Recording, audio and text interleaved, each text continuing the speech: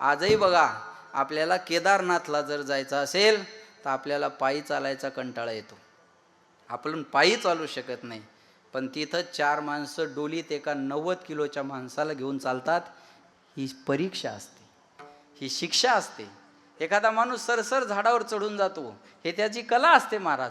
तसं कड्या कपाऱ्यामध्ये तरबेज चढण्यासाठी असणारे 2 हलक्या वजनाच्या मावळ्याला तानाजी मालुसरेनं जबाबदारी दिली आणि सांगितलं, हे डोनगिरीचा कडा चढून तुम्हाला हे दोरवर बांधायचे. आणि हलक्या वजनाच्या 2 मावळ्यानं तो डोनगिरीचा कडा चढला आणि 500 मावळ्याची फौज घेऊन तानाजी मालुसरे गडावर गेले. गड बेसावध होता, चौकी पाऱ्यावाले सोडले तर कुणाच्याच हातात शस्त्र नव्हतं. आणि तानाजी मालुसरेनं आता ही संधी निवडली, जोपर्यंत गड बेसावध आहे तोपर्यंत गडावर कापणी सुरू केली पाहिजे. कारण आपण आहे 500 आणि विरोधक आहे 1500. 3 पट माणसं आपल्या समोर जर असतील तर आपण आता बेसावध राहिलं नाही पाहिजे. आणि रात्रीच्या टायमाला चौकी पाऱ्यावाले सोडले तर कुणाच्या हातात शस्त्र नव्हतं. आणि तानाजी मालुसरेनं ती वेळ निवडली. याला राजाचा गनिमी कावा म्हणतात. कधी कधी छत्रपती शिवाजी महाराज 4 पावलं मागे बी आले आणि कधी कधी पुढं पण गेले. याला राजाचा गनिमी कावा म्हणतात. विठाला विठाला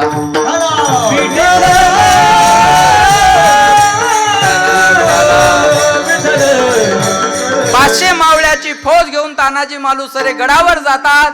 आणि एकच गर्जना केली सगळ्यांनी, कारण छत्रपती शिवाजी महाराजांची कोणतीही लढाई एका जयघोषानं सुरुवात व्हायची ते आपल्याला सगळ्यांना माहिती आहे. सर्वांनी हात वर करून मी हर हर म्हणेल, तुम्ही महादेव म्हणायचं. सर्वांनी हात वर करायचे, महिला पुरुष सर्वांनी मुठी बांधायच्या आणि सर्वांनी म्हणायचं. तानाजी मालुसरेनं गर्जना केली, हर हर हर हर महादेवची गर्जना झाली आणि गडावर कापाकापीला सुरुवात झाली. अरे काही क्षणामध्ये 500 मावळ्यांनी 350 पठाण कापले. नंतर उदयभानाला जाग आली. उदयभानानं ढाल समशेर घेतली आणि रणांगणामध्ये आला. एकामध्ये इंद्राच्या हत्तीचं ऐरावताचं बळ आहे आणि एकामध्ये वाघाचं बळ आहे. दोघही वीर समोरासमोर आले. सपासप तलवारीचे वार होत होते. दोघही लढत होते. एक गड घेण्यासाठी लढत होता तर एकाला गड घेऊ द्यायचा नव्हता. दोघही लढत होते. दोघही रक्तबंबाळ झाले. आणि तानाजी मालुसरेचं दुर्दैव असं झालं, तानाजी मालुसरेच्या हातामधली ढाल तुटली. समयाला ढाल येणार कुठून? कमरेचा शेला काढला आणि हाताला गुंडाळला. मर्दाची तुटली बघा रे ढाल, रक्ताने शरीर झाले लाल. हाताला गुंडाळो निशाल, झेलितो वार. मर्दाची तुटली बघा रे ढाल, शरीर झाले लाल. हाताला गुंडाळो निशाल, झेलितो वार. किल्ले कोंडाण्यावरती रक्ताने लाल झाली धरती. मराठे मागे नासरती, वरून मी काय त्यांची ख्याती. निघाला ताना हा झुंजार. तानाजी मालुसरेनं कमरेचा शेला काढला, हाताला गुंडाळला आणि उदयभानाचे जबरदस्त घाव आपल्या डाव्या हातावर झेलत होते आणि उजव्या हातानं वार करत होते. पण दुर्दैव असं झालं, त्या उदयभानाचा एक जबरदस्त घाव महाराजाच्या वर्मी लागला आणि तानाजी मालुसरेचा एक घाव उदयभानाला लागला आणि दोघही वीर जमिनीवर पडले. सुभेदार पडले. सुभेदार पडले म्हणून मावळ्यामध्ये हाकाटी उठली. मावळ्यांनी सांगितलं, अरे सुभेदार पडले. मावळे पळायला लागले. सूर्याजीनं पाहिला आपला भाऊ रक्ताच्या खारोळ्यात पडलेला आहे. पण आता ही वेळ रडत बसण्याची नसून लढत बसण्याची होती. सूर्याजीनं गडावरचे दोर कापून टाकले आणि सांगितलं, बाप मेला म्हणून पळता काय भेडांनो. अरे गडावरचे दोर कापून टाकले. एक तर उड्या खाऊन मरा, नाही तर लढून मरा. मावळ्यांना वाटलं उड्या खाऊन मेल्यापेक्षा लढून मेलेलं काय वाईट आहे. जेव्हा मावळे मागे फिरले, तानाजी मालुसरेच्या बलिदानाचा प्रतिशोध प्रत्येकाच्या डोळ्यामध्ये दिसत होता आणि तानाजी मालुसरेच्या बलिदानाचा आपल्याला प्रतिशोध घ्यायचा. आणि म्हणून मावळ्यांना अशी कापाकापी सुरू केली आणि कोंडाणा काबीज केला. कोंडाणा काबीज केला. छत्रपती शिवाजी महाराजाला इशारा कसा करायचा. एक गवताची झोपडी होती, ती गवताची झोपडी पेटवली आणि तानाजी मालुसरेनं सांगितलं होतं, राज गड घेतल्यानंतर तुम्हाला इशारा म्हणून गडावर जाळ करेल आणि गडावरचा जाळ दिसल्यावर तुम्ही गडावर या. गडाच्या मुख्य दरवाजावर तुमचं अभिनंदन करण्यासाठी हा ताना कल्याण दरवाजात उभा असेल राज. आणि गडावरचा जाळ पाहिल्याबरोबर छत्रपती शिवाजी महाराजांना हातावर हात मारला. मासाहेब माझ्या तानानं गड घेतला. मासाहेब माझ्या तानानं मोहीम फते केली. माझा ताना माझा अभिनंदन करण्यासाठी वाट पाहत असेल. छत्रपती शिवाजी महाराज अभिनंदनाचे शब्द घेऊन गडावर येत होते, पण गडावर मात्र काहीतरी विचित्र प्रकार घडला होता. एवढी मोठी कामगिरी ज्यानं पार पाडली होती ते तानाजी मालुसरे आज आपल्यामध्ये राहिले नव्हते. लक्षात ठेवा, छत्रपती शिवाजी महाराजाचा एक एक मावळा म्हणजे एक एक गडासारखा उंचीचा होता. पण एक लक्षात ठेवा, तानाजी मालुसरेला तो गड घेताना आपलं वीर मरण आलं आणि छत्रपती शिवाजी महाराज तर अभिनंदनाचे शब्द घेऊन जात होते. सूर्याजी मालुसरे तानाजी मालुसरेच्या प्रेताला मिठी घालून ढसा ढसा रडत होते. जशा एखाद्या बांधल्या पेंडीचा आळा सुटावा आणि गवत रानो माळा पांगलावा. बांधल्या पेंडीचा सुटला से आळा, बांधल्या पेंडीचा सुटला से आळा,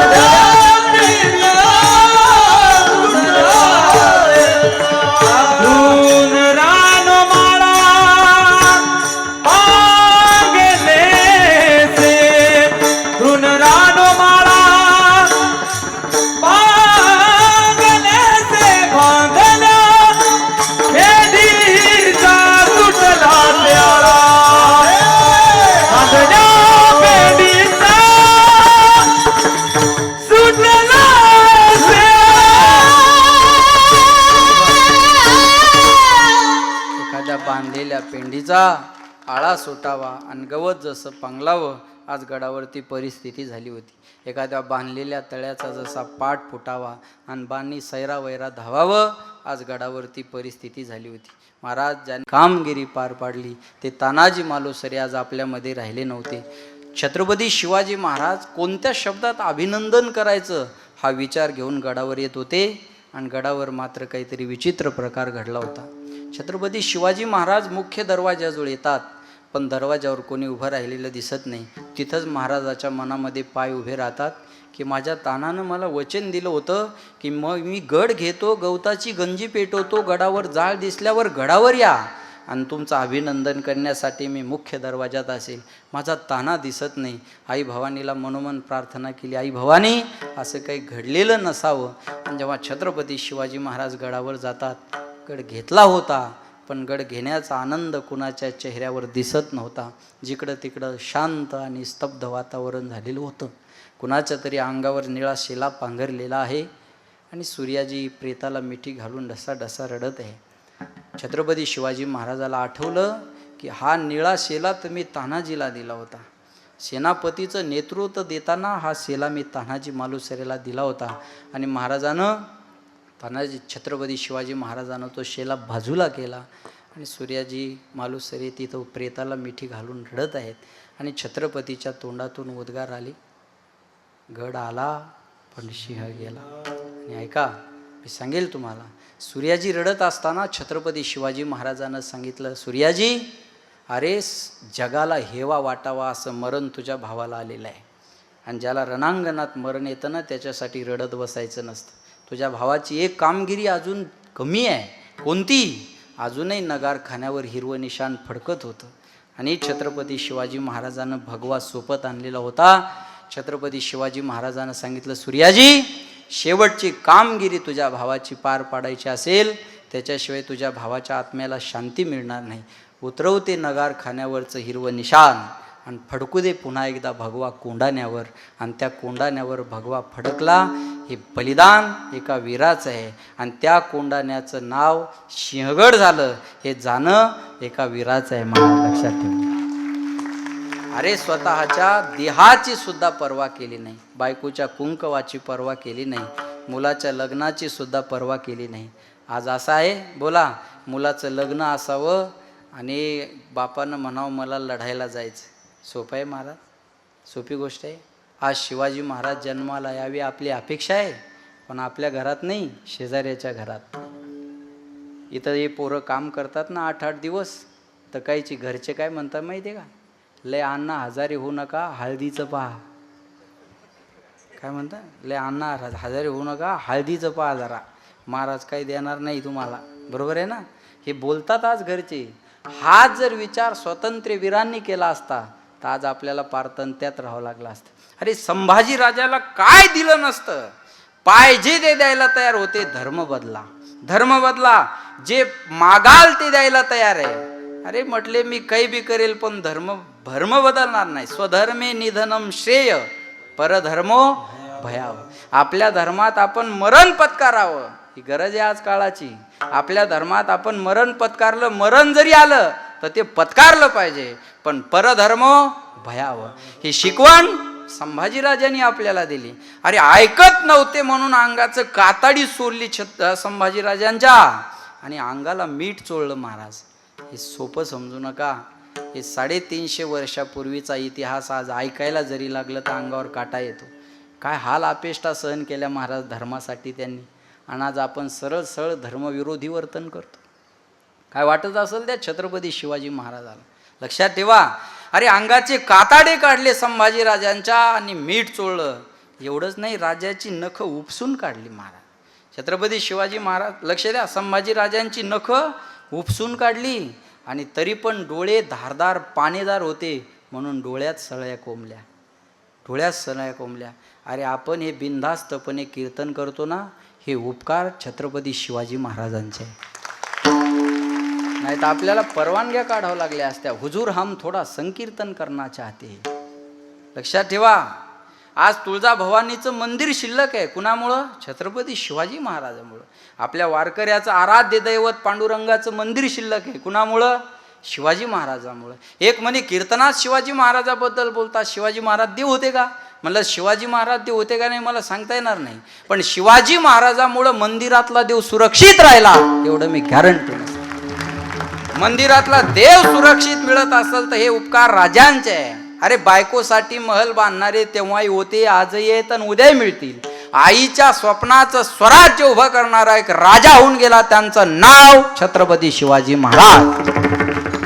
या राष्ट्रात जन्म घेतलेली आपण माणसं आहे. अरे बलिदान पत्कारलं संभाजीराजानं, स्वधर्मे निधनम श्रेय. लक्षात ठेवा बरं. पण परधर्म भयावा, पण दुसऱ्याचा धर्म स्वीकारला नाही महाराज. अभिमानून सांडी स्वजातीचा. लक्षात येते. आपण आपल्या धर्मात मरण जरी आलं तर पत्कारलं पाहिजे. बघा, कंधों से ऊंची छाती नहीं होती और धर्म से बड़ी कोई जाती नहीं होती. आज पण आपण विभागल्या चाललोय ना. अरे छत्रपती शिवाजी महाराजांना जे स्वराज्य दिलं ते हिंदवी स्वराज्य दिलं. पंजाब, सिंध, गुजरात, मराठा. महाराष्ट्रालाच मराठा म्हटलेलं आहे. पंजाब, सिंध, राष्ट्रगीत म्हणतो जनगण मन अधिनायक भारत. पंजाब, सिंध, गुजरात, महाराष्ट्र कुठं म्हणलं? मराठी भाषिकांचा देश. पंजाबमध्ये पंजाबी बोलल्या जाते म्हणून पंजाब घेतलं. लक्षात ठेवा बरं. द्राविड, उत्कल, वंग ह्या भाषा आहेत सगळ्या. लक्षात ठेवा, ह्या भाषाच आहे म्हणून मराठा. या महाराष्ट्रालाच मराठा शब्द समोर. 18 पगड जातीतल्या लोकांना एकत्र करून हिंदवी स्वराज्याची स्थापना छत्रपती शिवाजी महाराजांनी केली. ऐका, 350 वर्षात छत्रपती शिवाजी महाराजासारखं ताकदीचं नाव अजून दुसऱ्या राजाचं पाटणकर बाबा पुढं आलं नाही. त्याचं एकमेव उत्तर आहे, तेवढ्या समावेशक दृष्टीचा राजा 350 वर्षात दुसरा झाला नाही, हे त्याचं उत्तर आहे महाराज. लक्षात ठेवा, हे त्याचं उत्तर आहे. पण आज बलिदान पत्कारलं त्यांनी. मग वीराचा धर्म काय? शेतेषु जायेतेषु र सहस्रेषुच पंडित. पुरुषोत्तम बाबा सहस्रेषुच पंडित. बरोबर आहे ना? महाराज क्रांती केली या माणसानं बी. विठाला विठाला. शेलूचा सप्ताह पाहिला ना आपण सगळ्यांनी. शेलूचा सप्ताह. पाकिट मुक्त, पावती मुक्त, प्लॅस्टिक मुक्त आणि पक्वान्न युक्त.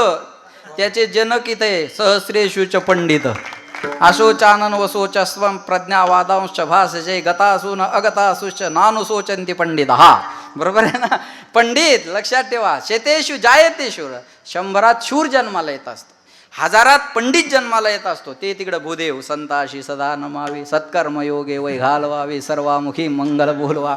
बरोबर आहे ना, ते भूदेव आहे तिकडं. शेतेषु जायते सूर, सहस्रेषु च पंडित वक्ता, 10 सहस्रेषु दाता भवती वानवा.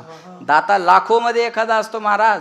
शूर काय कुठेही जन्माला येत असतात. आपले शूर फक्त इसरूळमध्ये गुंड्या काढून, नाही तर मंगरूळमध्ये, नाही तर शेळगावमध्ये. बरोबर आहे ना, नाही तर बरोबर आहे का नाही. आपली शूरता कुठं असते? आपल्या गावात. याला शूरता म्हणत नाही. एकानं असं बायको पुढं शूरता दाखवायची बाबा. बायको स्वयंपाकाला बसली की तलवार काढायची आणि फिरवायची. तुला माहित नाही मी खूप मोठा वीर आहे. बायकोने 1-2 दिवस पाहिलं आणि 3ऱ्या दिवशी म्हणे, काय चुली पुढं तलवार फिरवताव, तुम्ही वीर आहे तर जाणार रणांगणामध्ये. मला वाटलंच होतं म्हणे तू असं म्हणशील. आता जातो म्हणे युद्ध कराय. आणि गेलं युद्धभूमीवर. पूर्वीचे युद्ध वेळेवर सुरू व्हायचे आणि वेळेत समाप्त व्हायचे. हे युद्ध संपायच्या टायमाला गेलं आणि तिथं ते प्रेत पडलेले होते. त्या हातपायाचं गाठोडं बांधलं आणि आलं घराकडं आणि दार वाजवला. चल दार उघड. बायकून दार उघडलं. म्हणे काय तुला वाटत नव्हतं ना मी वीर आहे? म्हणे अजून तरी कुठं वाटते, अजून तरी कुठं वाटते. युद्ध करून आलो म्हणे युद्ध. बायको म्हणे काय पुरावा आहे? हातपाय तोडून आणले म्हणे हातपाय आणि गाठोडंच टाकलं समोर. बायको म्हणे पण हातपाय तोडून आणणाऱ्याला वीर म्हणत नसतात, मुंडकं कापून आणणाऱ्याला वीर म्हणतात. तो म्हणे मुंडकाच आणणार होतो पण अगोदरच कोणतरी नेलं होतं, याला वीर म्हणायचं का? विठाला विठाला विठाला. महाराज म्हणले तानाजी मालुसरे वीर होते. मग वीराचा धर्म काय? रणांगण गाजवणे हा वीराचा काय आहे? धर्म आहे. मग धर्म शब्द जिकडं जोडाल तिकडं धर्म शब्दाची व्याख्या बदलत असते. म्हणून धर्माचे पालन. मग साधूचा धर्म काय आहे? लक्ष देऊ नाही का बरं? साधूचा धर्म काय? बीज वाढवावे. कळलं माझं बोल? धर्माचे पालन. आणि हे करत असताना करणे पाखंड खंडन. आता पाखंड कशाला म्हणतात? पापस्य खंड यस्य सह पाखंड. पाप का ही जो एक खंड होता है उसे पाखंड कहते.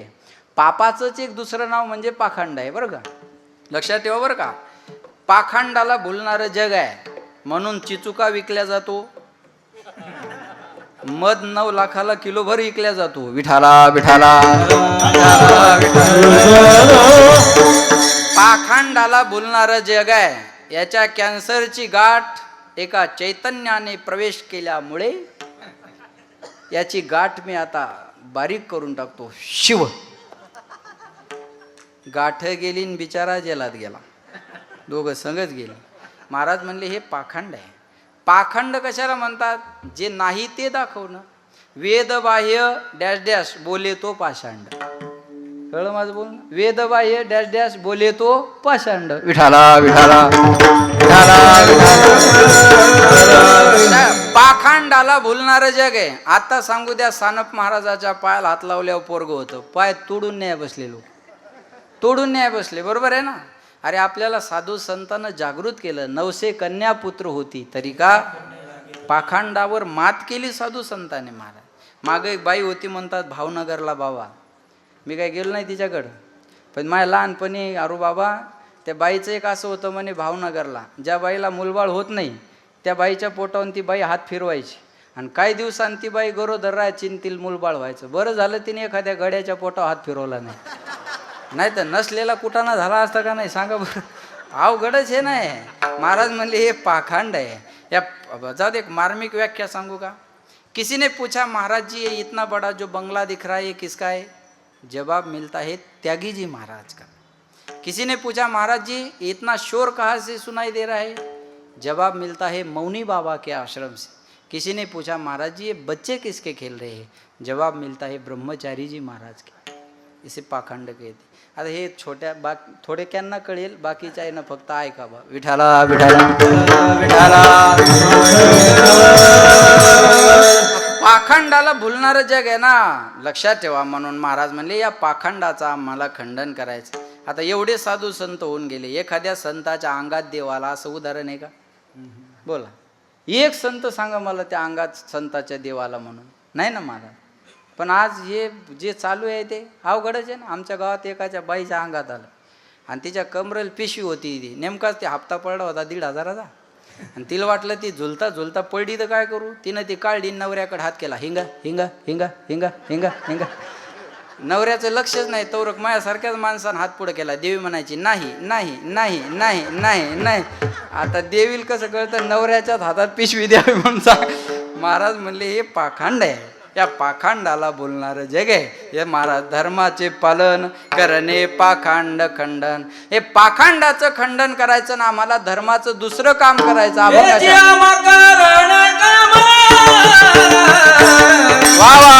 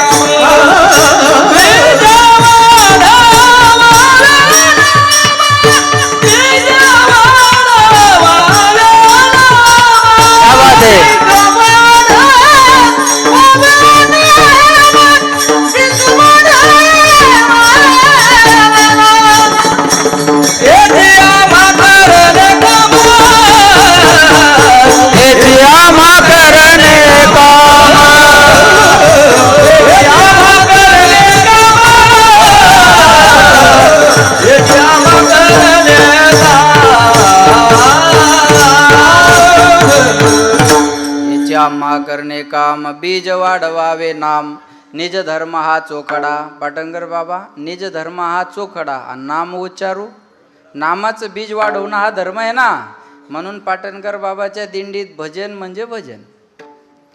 आणि मग म्हणायचा कटाळा आला की सलाईन. विठाला विठाला विठाला विठाला. भजन पण नाही, सकाळी टाळ घेतला की संध्याकाळपर्यंत भजन म्हणजे भजन, बाकी काही नाही. मग हे नामाचं बीज वाढवणं हा धर्म आहे. म्हणून आत्मदेव नावाचा ब्राह्मण जीव द्यायला चालला तेव्हा गोकर्णानं सांगितलं, बाबा जीव द्यायला कशाला जाता, लक्ष देऊ नाही का.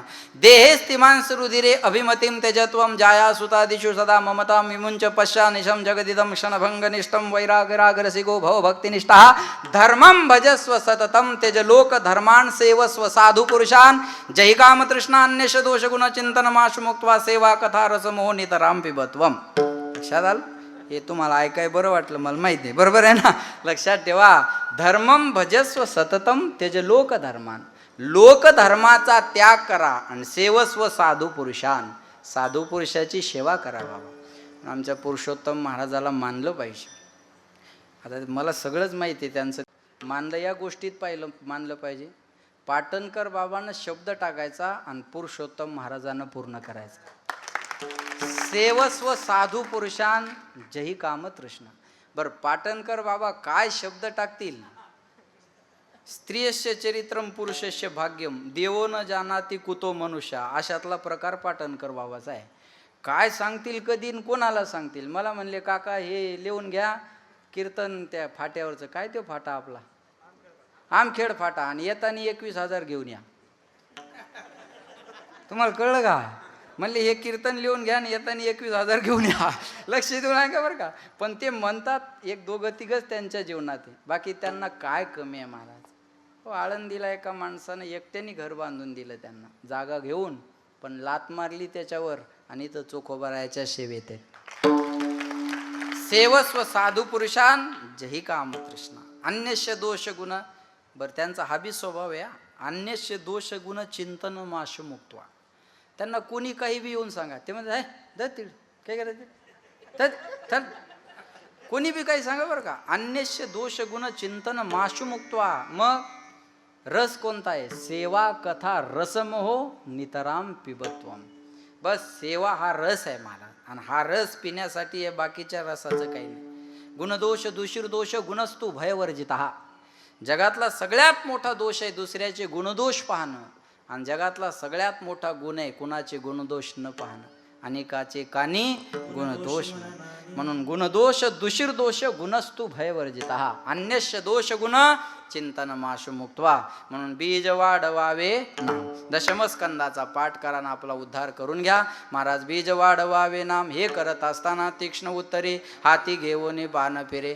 तीक्ष्ण शब्दात जरी कुणाला सांगायचं काम पडलं तर सांगितलं पाहिजे. भले तरी देऊ बस. आता सध्या याची गरज आहे. कळलं माझं बोलणं. कोणाला वाईट वाटलं तरी चालेल, बरोबर आहे ना, पण महाराज याची आज काळाची गरज आहे. लक्षात आलं माझं बोलणं.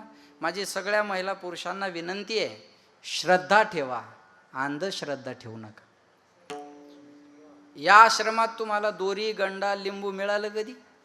हा लिंबू खायला मिळेल पण जेवतानी, बरोबर आहे ना. या आश्रमात दोरी गंडा लिंबू तुम्हाला मिळणार नाही.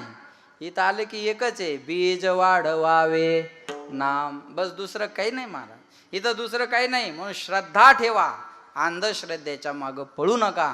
माझी सगळ्यांना, अरे ज्ञानोबा तुकोबारायानं आपल्याला लिंबू गंडा दोरी नाही दिलं, गाथा आणि ज्ञानेश्वरी दिली. गाथा आणि ज्ञानेश्वरी दिली. हे इथं कृष्ण महाराज आहे. ज्ञानेश्वरी पाठ आहे ह्या माणसांची, लक्षात ठेवा बरं. ज्ञानोबारायानं हे दिलंय आपल्याला, ज्ञानेश्वरी पाठ आहे, कंठस्थ आहे ज्ञानेश्वरी 9000 ओव्याची ह्या कृष्णा महाराजांच्या, राशवे महाराज. लक्षात ठेवा, माऊलीनं हे शिकवलंय आपल्याला. म्हणून बीज वाढवावे नाम हे करत असताना तीक्ष्ण उत्तरे हाती घेऊन बाण फिरे. का नाही नाही भिडा भार, वा वा. नाही भिडा, नाही भिडा भार, वा वा. नाही भिडा भार.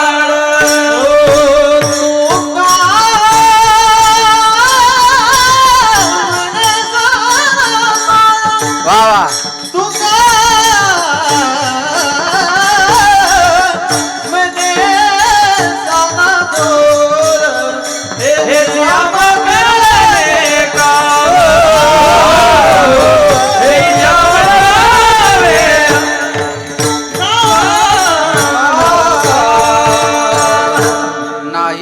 भार. आम्हाला कोणाचा भार नाही घ्यायचा ना, आम्हाला कोणाची भार नाही घ्यायचा, तर भीड नाही ठेवायची. कळलं माझं बोलणं. ते पाटणकर बाबा कोणाला मोठेपणा द्यायच्या भानगडीत पडत नाहीत, मोठेपणाही द्यायच्या भानगडीत पडत नाहीत आणि अपमानही करत नाहीत. का? कोणाला काही मागायचंच नाही, बरोबर. नाही भीड भार, तुका म्हणे साना थोर, हेचे आम्हा करणे काम, बीज वाढवावे नाम. बस महाराज, मी तुम्हाला अगोदर श्लोक सांगून दिला. समशत्रोचे मित्रेज तथा मानापमानयो शीतोष्ण सुख दुःखेषु समसंग विवर्जिता. आम्हाला शीत उष्ण शत्रू मित्र मान अपमान सुख दुःख सगळंच आहे. स्थितप्रज्ञस्य का भाषा समाधिस्थ केशव, गायीची तृष्णा आरू का व्याघ्रा विश्वनी मारू. ह्या ओव्याच्या खाली आहेत. म्हणून आम्हाला त्याच्या भानगडीत पडायचं नाही. आम्ही कुणाची भिडभाड पाहणार नाही. नाही भिडभार, तुका म्हणे साना थोर, हेचे आम्हा करणे काम, बीज वाढवावे नाम. कोणतं नाम? सर्वांनी हात वर करून टाळी वाजवा. 5 मिनिटात थांबायचं आपल्याला सर्वांनी. ढोपार खुमाई विठोबार कुमार, विठोबार कुमाई, विठोबार कुमाई, जय विठोबार कुमार, विठोबार कुमाई, विठोबार कुमाई, जय विठोबार कुमाई, विठोबार